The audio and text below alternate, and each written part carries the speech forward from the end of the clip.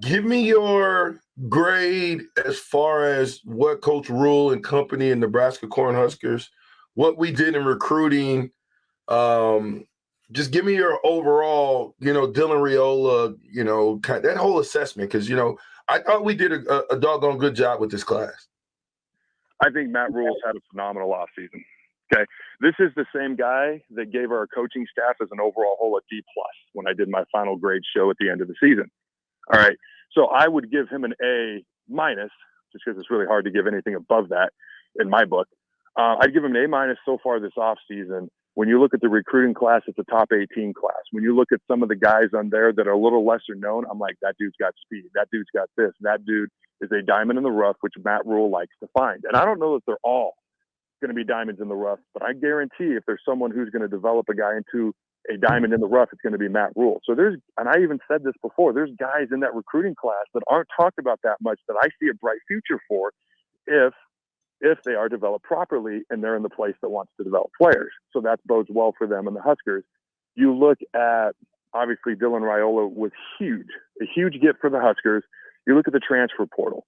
We had needs at wide receiver, got 2 potential starters and big targets, which is going to be huge for a young quarterback probably starting. We needed at least 1 offensive lineman. We got one in Mazuka, who I like to call Bazooka if you watch him explode off the line. Okay, the old lineman from Baylor/Florida. And then you look at defense. We got 10 returning starters. We needed a middle backer. Got Diggs. Okay, got Stephon anyways. And it's like, I don't know if his ceiling is as high as some of the other guys we were looking at in the portal, but this is a guy who has played in the 3-3-5 and has started in it and done stuff for Tony White in the past, and he fits in perfectly for what we're trying to do here. And you look at what we needed. We addressed O-line, we addressed receiver, we addressed the backer spot. Now, what do we still potentially? Oh, by the way, got a pretty darn good running back from Oregon just because we could, okay? And a guy who fits what Matt Rule wants to do, power run football really, really well. Ultimately, somebody's going to transfer from that running back room because it's too crowded, but we got better with him coming in, Corey Dixon. And then what do we still need? In my opinion, we still need a left tackle that's more proven. And I personally would like one more quarterback out of the transfer portal, because right now we have a quarterback room with a combined 5 total career starts with everybody in it. And as talented as Raiola is, and as much as I like Harburg, and as much as I'm a fan of Kalen and his Elite 11 quarterback ability, I would like to have a little bit more potential competition and veteran leadership in that quarterback room. I don't know that's mandatory. I talked with a guy yesterday who everyone would know if I said his name. He doesn't think we need it. But I would like it, and I feel better about the quarterback situation. So if we could bring in a veteran quarterback, maybe a guy who's going to be a senior, okay, who's only looking to play for 1 more year into that quarterback room, and then a left tackle. And if on defense, if I was going to address one thing, maybe bringing in another cornerback out of the transfer portal might help. I don't know if that's mandatory though, but dude, they've had a phenomenal offseason when you look at the recruiting class, when you look at the specific transfers that he's brought in. We're not going to be a highly ranked transfer class, but that's not how he wants to build the program. But when you look at the needs, the immediate needs that we had, he's addressed them with guys that can be immediate impact players. I think he's had a really good offseason so far. Yeah, I agree with everything except for the quarterback. I think this whole Jeff Sims experiment, Casey Thompson experiment, these one-hit wonders, I think you got to get away from that, because I think you need more continuity at the quarterback spot, and you need somebody that you can grow with. You know what I mean? You can grow the ups and downs. Grow mean there's a lot of growing pains when a young man is growing up. I mean, you got a son. So it's like, give me these 2 guys. You went out and got 2 top 15 quarterbacks, right? The number 1 guy, and let's call it the number 9 guy. Well, if you got those 2 guys, you got to build from there. And that leads me to my next question. Is the doctor, I call Dylan Raiola the doctor just because DR is his, initials.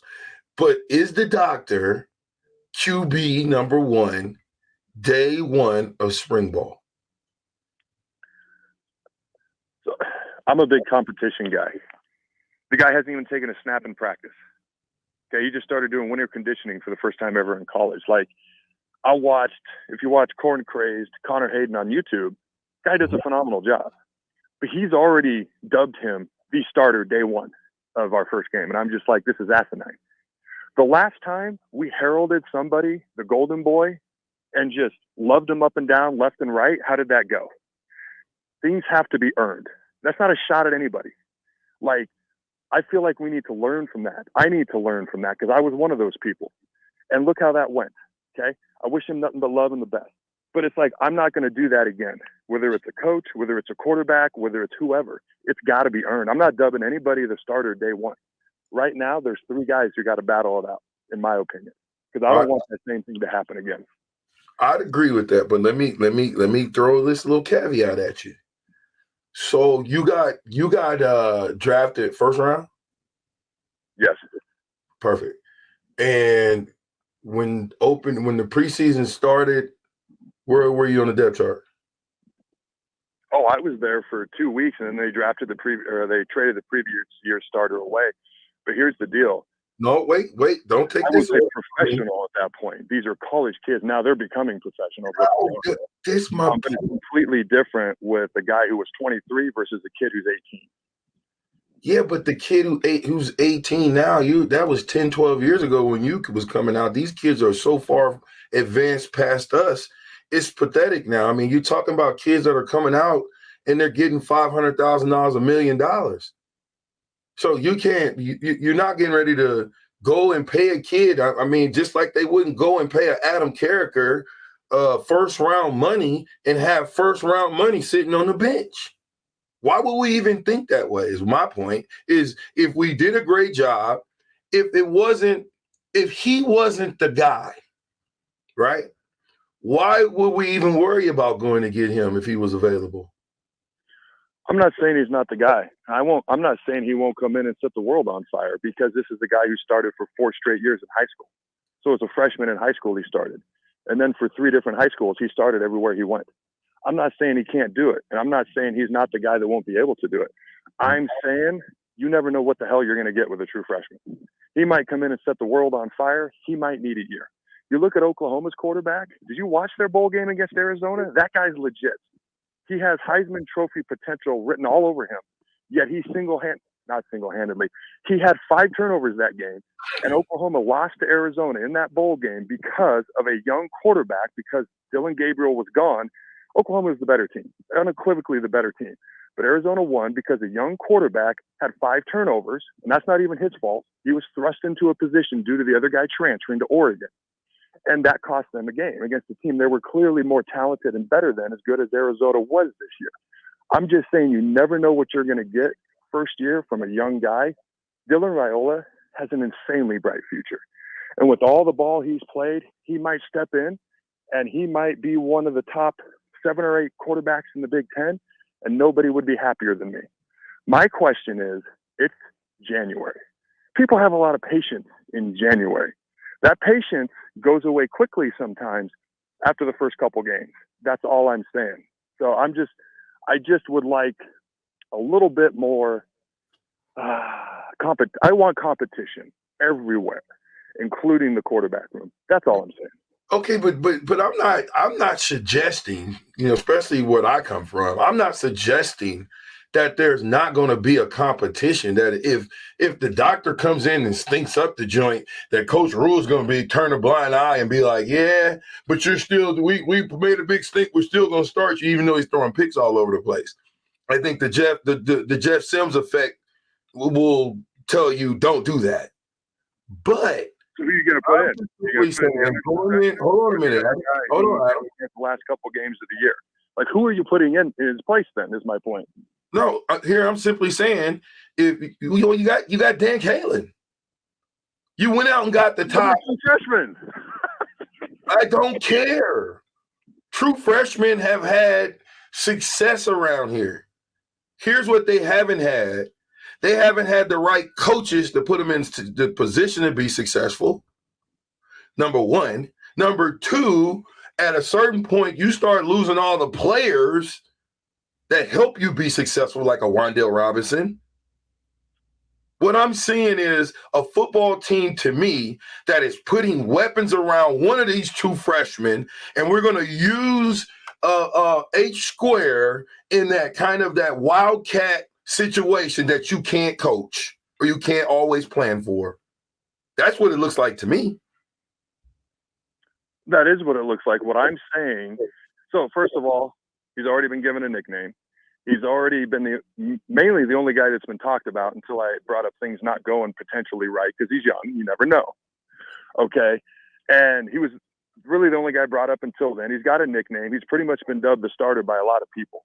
Let's not repeat past mistakes by just handing things, whether it be in the media or otherwise, to folks.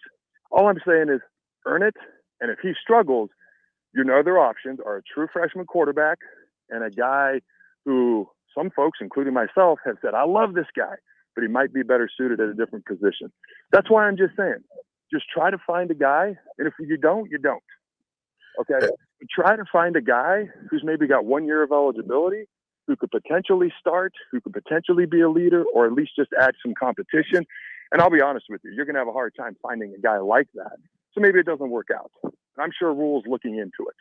He's obviously going to do what he believes is best. But that's all I'm really saying. I will say this. Tim Tebow was the first sophomore to ever win a Heisman Trophy. College football has been around for well over 120 years. I want to say it was 2008. I could be wrong. 7, 9. He was the first sophomore to ever win a Heisman Trophy. College football has been played for well over 100 years before that happened. Johnny Manziel, just a couple years later, was the first freshman, a redshirt freshman, but the first freshman to ever win a Heisman Trophy. What I'm saying is younger guys are making an impact way earlier and more consistently and more often than they ever have. So I'm 100% behind the fact that Dylan Raiola, could make an immediate impact. I know you never know what you're going to get from a young guy. And that's all I'm saying. Hope that makes sense. But no. It makes 100%. But if I'm the head coach, I'm the head coach now, okay? And I've got this situation going right now, okay? We made such a big stink about getting Dylan Raiola back, all the stuff that we went through with Scott and blah, blah, blah, blah, blah, blah. Then we got Dan Kalen to decommit from the University of Missouri, who's a better football team, organization, club than we are right now, to come back home. Not only that, we got him to stay once we got them both back. Now, if I'm the head coach, I'm going to it like this. This is me. Might not be coach. I'm interested to see what coach does. But Dylan Raiola is my number 1 quarterback. Dan Kalen is my number 2 quarterback. Heinrich Haarberg is my number 3 quarterback. That's how I'm going into this season. And I'm looking them all in the face and I'm saying it's an open competition. But the way we're going to start this thing is you get in the first reps, you get the second reps, you get the third reps. Now, what he does with those reps is up to him, right? He's got to prove that he deserves to be the starter. But you got to start somewhere. You do got to start somewhere. And I would do it slightly different. If you want to bring up, when I first got to the Rams, by the way, and this, this isn't a pat on the back. This is just something that's true. I was the first ever player in Rams history to start every game as a rookie. So my example is a unique one. Now, Chris Long did it a couple years later. And so to this day, we are the only two. And that's not bragging. What I'm saying is it was rare and unique, the situation that I was in and that Chris was in. And frankly, it hasn't happened since Chris. And Chris came out 2 years after me. So it hasn't happened for like a decade and a half with that organization. So when I first got there, Jimmy Kennedy, first round pick from the Nittany Lions about 3-4 years before me, was a starting nose guard. And they brought me in as a nose guard because that makes sense. But that's what they did. 2 weeks later, 2 weeks into OTAs, they traded him away. Coach Baker comes up to me, he goes, "You're starting." I go, "Okay." And he goes, "But not today." And he walked away. And I was like, what the hell does that mean? So I go out to practice, and I'm still number 3 on the depth chart. They moved 2 other guys ahead of me who everybody on planet Earth knew, especially when Baker told me, probably wasn't going to start over me, okay? But I still started 3rd. Then I had to earn my way up to 2nd, and then I had to earn the starting reps. And so OTAs, it was probably going into our first preseason game. So we'd had 15, 20, 2-a-days back then, probably 20, 25 practices before it finally happened. So to your point, I would actually start Haarberg first. And then if you want to do Dylan second and Daniel third, I don't know. But there's something to be said for making them climb their way up rather than, okay, you flipped to us last minute. We're so excited to have you. Now you're immediately the starter. You're handed the keys as an 18, 19-year-old kid. They didn't even do that with me when I was 23 as a professional football player. Well, they've done it with a couple of people. They've turned the keys over. All I'm simply, we're in a unique situation where the keys need to be handed to somebody because you're not going to get in. All the guys that you talked about that we went and got in the transfer portal, especially on offense, that's looking like more of a geared towards a team that's going to throw the ball down the field. And unless Heinrich goes and sees a specialist, meaning all he does is go to quarterback training school, he's not going to change who he is. If you thought that was the case, then it's just not going to happen. I get it. I think we go young. I think looking at the pros and cons of what can happen to a young quarterback is nothing short that happened to Jeff Sims, who we went and got, who looked worse than a freshman quarterback. You give me a freshman quarterback, at least I can talk to him and train him up the way I want him to go. I'll take my lumps with him. But if you went 7-5 next year, would you be mad? Well, you know the answer to that. We could start a poodle at quarterback, and if we go 7-5, people are going to be elated. If we go 6-6 with a Labrador Retriever at quarterback, people are going to be happy. I mean, if you throw a positive record out there, you can throw who the quarterback is out the window. Anybody's going to be happy right now. Well, that's what I'm trying to tell you. There, we should be pretty easily. The effort should be easy to get to that with any of the quarterbacks we have.